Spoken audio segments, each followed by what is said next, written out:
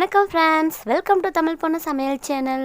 Friends, இன்றைக்கி நம்ம வீடியோவில் ஒரு உருளைக்கிழங்கு 3 முட்டையை வச்சு ஒரு புதுமையான டிஃபன் ஐட்டம் எப்படி செய்யலாம் அப்படின்னு தான் பார்க்க போகிறோம். இது காலையிலையும் செஞ்சு கொடுக்கலாம், அல்லது ஈவினிங் குழந்தைங்க ஸ்கூல்லேருந்து வந்த பின்னாடி பசிக்குதுன்னு சொன்னாங்கன்னா அவங்களுக்கும் நீங்கள் செஞ்சு கொடுக்கலாம். ஃப்ரெண்ட்ஸ், இப்போ தான் நீங்கள் ஃபஸ்ட் டைம் நம்ம சேனல் பார்க்குறீங்க அப்படின்னா இந்த வீடியோ கீழே இருக்கிற ரெட் கலர் சப்ஸ்கிரைப் பட்டன் வச்சு சப்ஸ்கிரைப் பண்ணிக்கோங்க. கூட வர பெல் ஐக்கானும் கிளிக் பண்ணிக்கோங்க. அப்படியே ஆல்னு ஒரு ஆப்ஷன் வரும், அதையும் சூஸ் பண்ணிக்கோங்க. அப்போ தான் நம்ம சேனலில் போகிற வீடியோஸ் எல்லாமே நீங்கள் மிஸ் பண்ணாமல் பார்க்க முடியும். ஃப்ரெண்ட்ஸ், நான் இன்றைக்கி ஒரு பெரிய சைஸ் உருளைக்கிழங்கு எடுத்து வச்சுருக்கேன் ஒரு பவுலில். அது வந்து பார்த்திங்கன்னா தோல் சீவிட்டு எடுத்து வச்சுருக்கேன். இதை வந்து பார்த்திங்கன்னா நம்ம சாதாரணமாக பீட்ரூட் சுரண்டுற காய் சுரண்டி இருக்குல்ல, அதில் வந்து பார்த்திங்கன்னா இந்த மாதிரி சுரண்டி எடுத்துக்கலாம். சின்ன சின்னதாக சுரண்டி எடுத்துக்கோங்க. ஃபுல்லாகவே சுரண்டி எடுத்துக்கலாம். இப்போ நான் இது ஃபுல்லாக சுரண்டி எடுத்துட்டேன். இதோட நம்ம 3 முட்டையை உடச்சி ஊற்றிக்க போகிறோம்.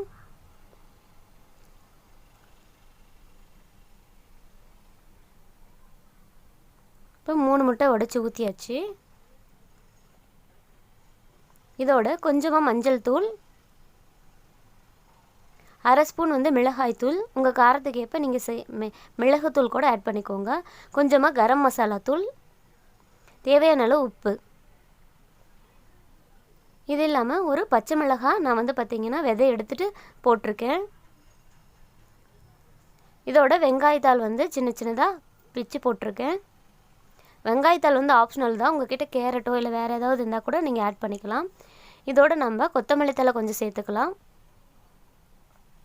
இது எல்லாத்தையுமே நல்லா கலந்து விட்டுக்கலாம். நீங்கள் ஸ்பூனை வச்சு நல்லா முட்டையை அடித்து விட்டுக்கோங்க. உங்கள்கிட்ட அப்படி இல்லைன்னா முட்டை அடிக்கிறது இருந்தால் கூட நீங்கள் அதை வச்சு கூட நல்லா அடித்து எடுத்துக்கலாம். இப்போ பாருங்கள், நான் நல்லா பீட் பண்ணி எடுத்துட்டேன். நல்லா மேலே நுரக்கட்டி வர மாதிரி அடிங்க. அப்போ தான் வந்து பார்த்திங்கன்னா இது நல்லா ஃப்ளஃபியாக நல்லா அப்படியே உப்பிக்கிட்ட வரும். இப்போ நல்லாவே நம்ம பீட் பண்ணி எடுத்துட்டோம். இப்போ அடுப்பில் வந்து ஒரு பேன் வச்சுருக்கேன். இதில் நம்ம எண்ணெயோ அல்லது வெண்ணெயோ அல்லது நெய்யோ உங்களுக்கு எது வேணுமோ அதை நீங்கள் ஊற்றிக்கோங்க. அதிலே நம்ம கலந்து வச்சுருக்கிற முட்டை கலவையை ஊற்றிக்கலாம். அந்த உருளைக்கிழங்கு வந்து பார்த்திங்கன்னா நடுவில் மட்டும் இல்லாமல் எல்லா இடத்துலையும் நல்லா போய் இருக்கிற மாதிரி இந்த மாதிரி ஸ்பூனை வச்சு நீங்கள் நல்லா தடவி விடுங்க. தடவி விட்டுட்டு ஒரு 2 நிமிஷம் வந்து பார்த்திங்கன்னா நல்லா மூடி போட்டு வேக வைங்க. அடிப்பகுதி ஃபுல்லாக நல்லாவே வேகணும். ஸோ மீடியம் ஃப்ளேமில் வச்சு நல்லா வேக விடுங்க. அடிப்பகுதி நல்லா வெந்ததுன்னு உங்களுக்கு தெரிஞ்ச பின்னாடி அதை வந்து திருப்பி போட்டுக்கலாம். நீங்கள் அப்படியே திருப்பி போட உங்களுக்கு கஷ்டமாக இருக்குன்னா இந்த மாதிரி மூடி ஒரு தட்டு எடுத்து மூடி வச்சு இந்த மாதிரி திருப்பி அப்படியே கூட நீங்கள் திருப்பி போட்டுக்கோங்க. இப்போ 2 பக்கமும் சரி மூடி வச்சு நம்ம ஒரு 2 நிமிஷம் நல்லா வேக விடணும்.